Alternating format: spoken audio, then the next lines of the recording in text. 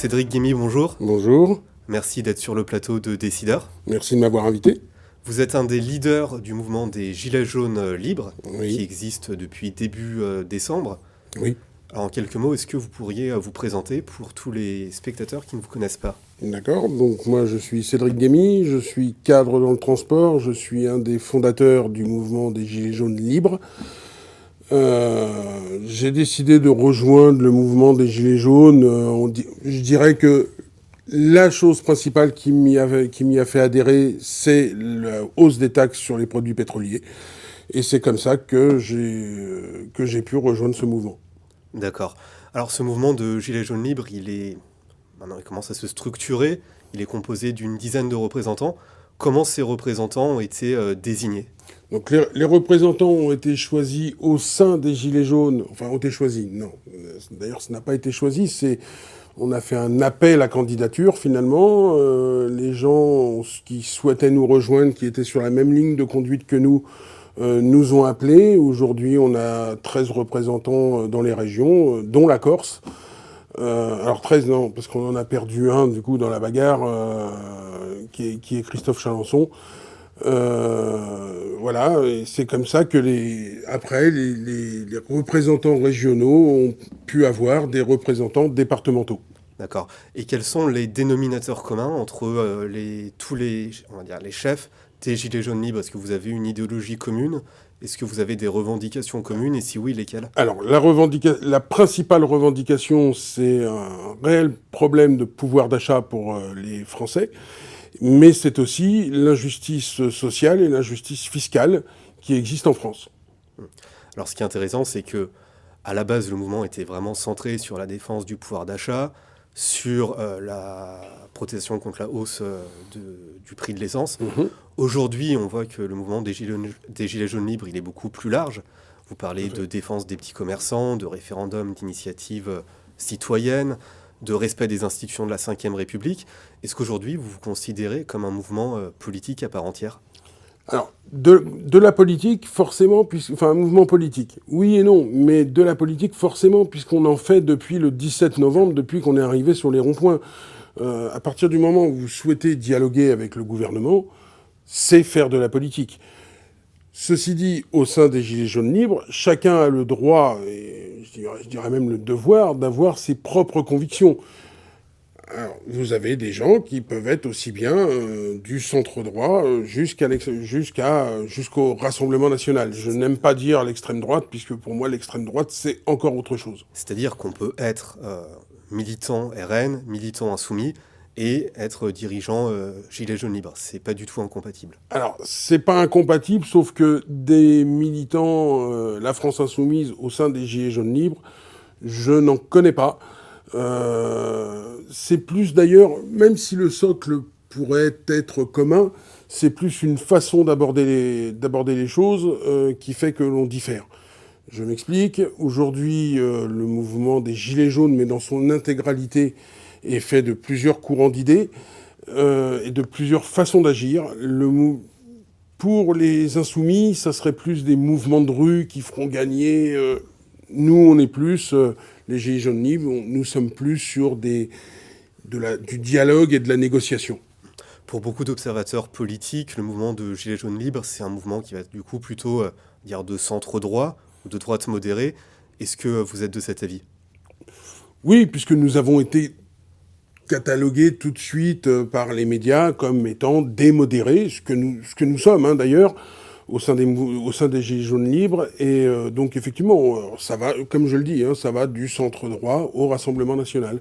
Ce n'est pas parce que vous faites partie, ce n'est pas parce que vous avez des convictions pour le Rassemblement national que forcément vous n'êtes pas amené à, et vous n'avez pas comme idéologie le fait de pouvoir dialoguer et discuter.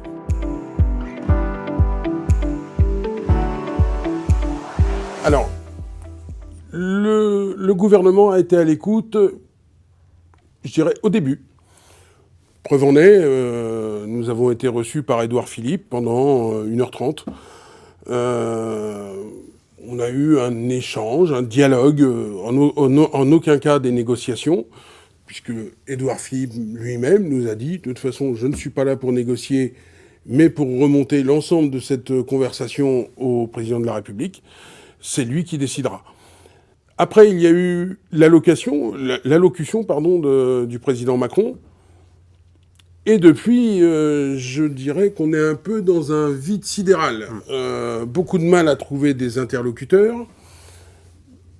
J'ai même parfois la sensation que le gouvernement joue le pourrissement, dans le sens où, en jouant le pourrissement, on laisse les radicaux s'exprimer de plus en plus fort, et on peut voir encore le week-end dernier ce qui s'est passé dans Paris. Et du coup, on met en exergue toutes ces violences, et on ne parle plus foncièrement du cœur de ce qui était des Gilets jaunes, c'est-à-dire les problèmes de pouvoir d'achat, l'injustice fiscale et sociale. Donc vous estimez que le gouvernement agit en deux temps. Dans un premier temps, on écoute. Il y a l'allocution présidentielle, le président lâche un peu de lest, là vous avez le sentiment d'avoir été plus ou moins écouté, mais depuis, vous avez l'impression que l'exécutif fait la sourde oreille. Tout à fait. Et se dit, on va laisser en fait la rue aux manifestants radicaux pour finalement pour discréditer le mouvement. Ben voilà, il est bien plus simple de discréditer un mouvement quand il y a des violences que quand il n'y en a pas. Et vous, en tant que gilet jaune modéré, est-ce que vous appelez encore à des rassemblements, à des manifestations dans les semaines à venir ? Alors, nous n'appelons pas encore un retour dans la rue, comme ça a pu être fait, notamment le 17 novembre, et puis les ronds-points après, mais il est certain que si le gouvernement continue à faire la sourde oreille, si ce fameux grand débat accouche d'une souris, il aura le retour de médaille, le retour de bâton, pardon. On ne peut pas... Je n'imagine pas qu'il ne puisse rien sortir de ce grand débat, si tant est... Mais pour faire un débat, il faut être deux. Et vous, quelles sont vos attentes justement sur ce grand débat ? Alors, que l'on mette à plat tout ce qui a été demandé, et aujourd'hui, c'est pas totalement le cas, puisque quand on voit les revendications que nous avions pu apporter au Premier ministre, quand on voit ce que le président a pu donner lors de son allocution du 10 décembre, et quand on voit déjà derrière comment c'est tout de suite détourné, je vais donner juste un exemple, 100 € de plus pour toutes les personnes au SMIC en France, c'est pas vrai. Déjà, c'est pas 100 €, c'est 90 €. C'est pas sur une hausse du SMIC, c'est via la prime d'activité. Et en plus, c'est compté sur un foyer fiscal, pas sur la personne en elle-même. On a demandé la réindexation des retraites. Pour le moment, pas de réponse. L'annulation de la CSG pour les retraités, alors là, oui, mais ils vont continuer à la payer. On fera une rétrocession après. Très compliqué. Quand il y a une augmentation de CSG, c'est immédiat. Là, il y a une baisse. Enfin, il y a une annulation. Ce n'est pas immédiat. Plein de petites choses. La proportionnelle, alors oui, on en parle, mais on n'en parle pas de trop. On ne sait pas combien de pourcents. Nous ne sommes pas, bien sûr, pour une proportionnelle totale, puisque ce serait un retour à la 4e République, et c'est pas ce que nous voulons, c'est pas ce que nous souhaitons. Mais une dose de proportionnelle, il faut quand même que, quand les Français votent, ils soient représentés en fonction de leur vote à l'Assemblée nationale, ce qui n'est pas forcément le cas aujourd'hui. Voilà, c'est tout un tas de petites choses entre guillemets d'ailleurs, mais qui peuvent donner lieu aujourd'hui à de la négociation.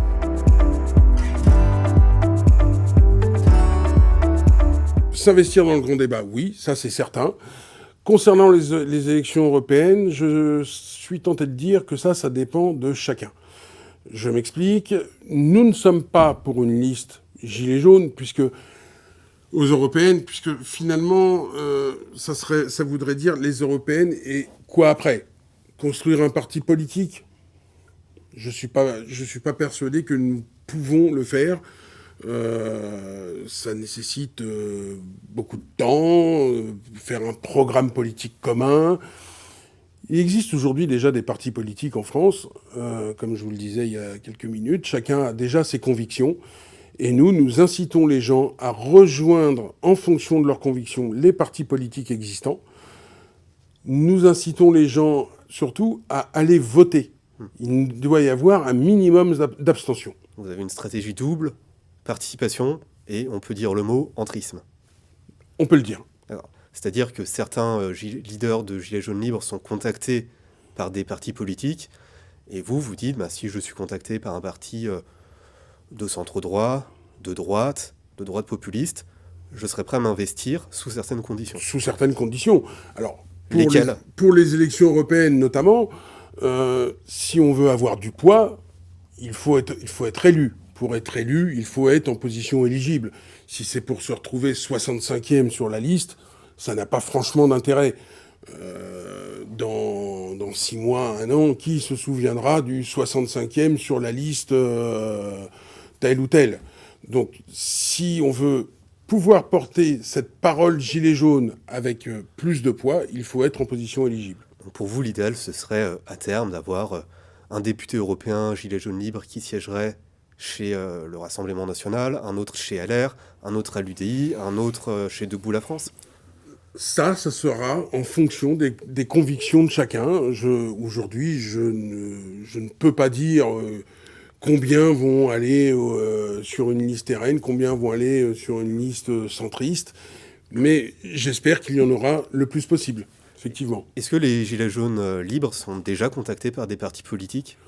Alors, je ne vais pas parler pour tous les gilets jaunes libres, mais pour mon cas, oui, j'ai été contacté par tous les partis politiques centre-droit jusqu'au Rassemblement national. Et j'ai d'ailleurs accepté toutes ces rencontres, parce que le débat aujourd'hui, il est politique. Donc si l'on veut savoir ce que ressentent les gens, pensent les gens et ce qu'ils peuvent faire pour vous aider, il faut accepter d'aller les voir.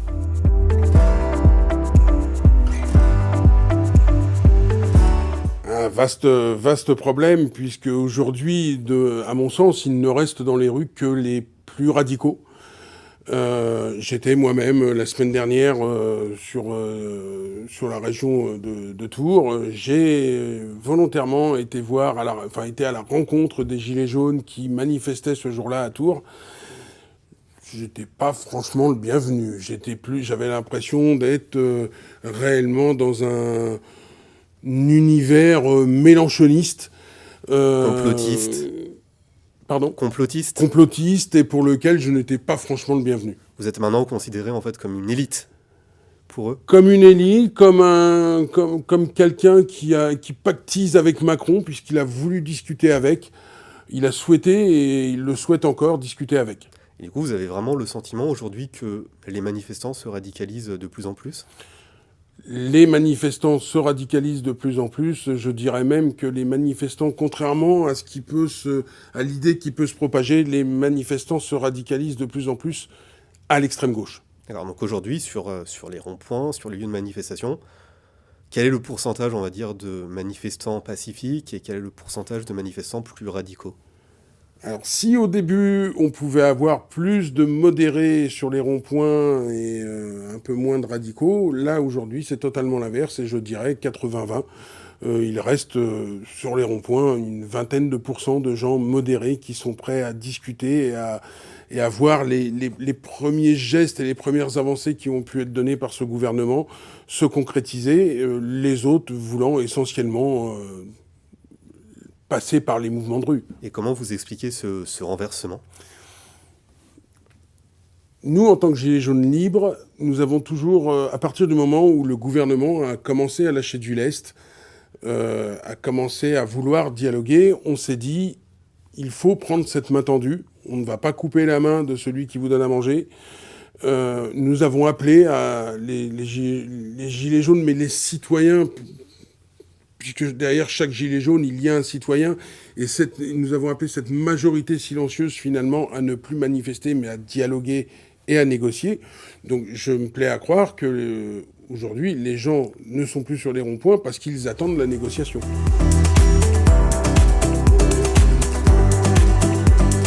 Il y a les gilets jaunes radicaux qui sont menés par Éric Drouet, Flyrider... Flyrider étant en plus un gilet jaune complotiste. Nous nous dissocions complètement de ce qu'il a pu dire, notamment pendant les attentats de Strasbourg. Et justement, quels sont les relations entre les gilets jaunes libres et les gilets jaunes radicaux. Comment ça se passe au quotidien? Déjà, au début du mouvement, c'était pas franchement la bonne ambiance entre nous. Hein. Ils étaient déjà partisans, eux, de la rue et rien que de la rue. Dès le début, dès novembre. Dès le début. Il y a eu ensuite des menaces qui ont pu être proférées de la part de certains gilets jaunes radicaux. Jacqueline Moureau s'en est déjà expliqué d'ailleurs. Aujourd'hui, ça va se limiter à un bonjour quand on se rencontre sur un plateau télé. D'accord. Et vous avez le sentiment que ces gilets jaunes radicalisés, ils sont structurés, ils sont disciplinés? Ou bien est-ce que c'est un mouvement qui est hors de contrôle? Non, pour moi, ils sont quand même disciplinés il y a certains gilets jaunes radicaux qui sortent du lot. Téléguidés, pas téléguidés, ça je ne sais pas. Vous pensez qu'ils peuvent être téléguidés? C'est pas exclu de penser qu'ils peuvent l'être. Qu'est-ce qui vous fait dire ça? La façon dont certains coups de com' peuvent être faits. Lesquels, par exemple? Notamment l'arrestation d'Éric Drouet la semaine dernière. Et alors, c'est encore pire parce que c'est un coup de com', on pouvait s'en douter, il l'avait plus ou moins dit sur son site, et malgré tout, le gouvernement plonge dedans à deux pieds et à deux mains. C'est dans son intérêt aussi pour jouer le pourrissement que vous évoquiez tout à l'heure? C'est dans son intérêt pour jouer le pourrissement que j'évoquais tout à l'heure, tout comme monter une liste gilets jaunes pure et dure pourrait être dans l'intérêt du gouvernement actuel. Et aujourd'hui, vous pensez que ce mouvement de radicaux, il est téléguidé, mais ce serait par qui? Ce serait par des partis politiques, par des puissances étrangères? Je n'arrive pas à le déterminer, je ne le sais pas, je mets vraiment des pincettes en disant ça. Peut-être que ce sont des idées qui émanent de chez eux, mais j'ai parfois du mal à y croire. D'accord. Mais vous avez du coup plus aucune relation avec Éric Drouet et ses sbires? Aucune. Est-ce qu'aujourd'hui, le mouvement politique des Gilets jaunes, c'est un mouvement qui est coordonné, qui est discipliné? Alors aujourd'hui, le mouvement fait qu'il y a quand même quelques semaines d'existence. On arrive forcément à se téléphoner, à se faire des calls, que ce soit sur Messenger ou des calls téléphoniques. Nous dialoguons régulièrement, alors j'irai pas jusqu'à dire quotidiennement, mais d'une manière hebdo, de toute façon, via les réseaux sociaux ou juste le téléphone. Comme les partis politiques, vous vous accordez d'une certaine manière sur les éléments de langage? Forcément, on est dans le même courant d'idées, donc il n'y en a pas un qui va dire une chose qui va être complètement dissonante par rapport à l'autre. Donc, on n'envoie pas de mailing en disant voilà, il faut dire ceci, il faut faire cela.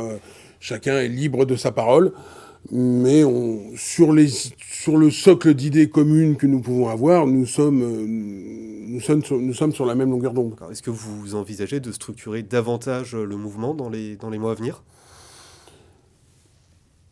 Certains disent il faudrait peut-être faire, comme peuvent le faire certains syndicats, une confédération des Gilets jaunes avec les autres courants d'idées.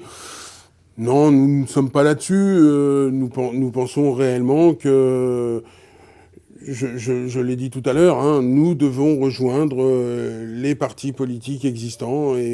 Mais ça n'empêche pas que nous pouvons quand même, si chacun d'entre nous rejoignait un parti, au sein des Gilets jaunes libres, se retrouver et avancer pour les mêmes idées. D'accord. Merci beaucoup Cédric Guémy d'être venu sur ce plateau aujourd'hui. Je vous remercie de m'avoir invité et j'ai pris un excellent plaisir à être là. Merci et bon courage dans votre marathon sur les plateaux. Merci beaucoup.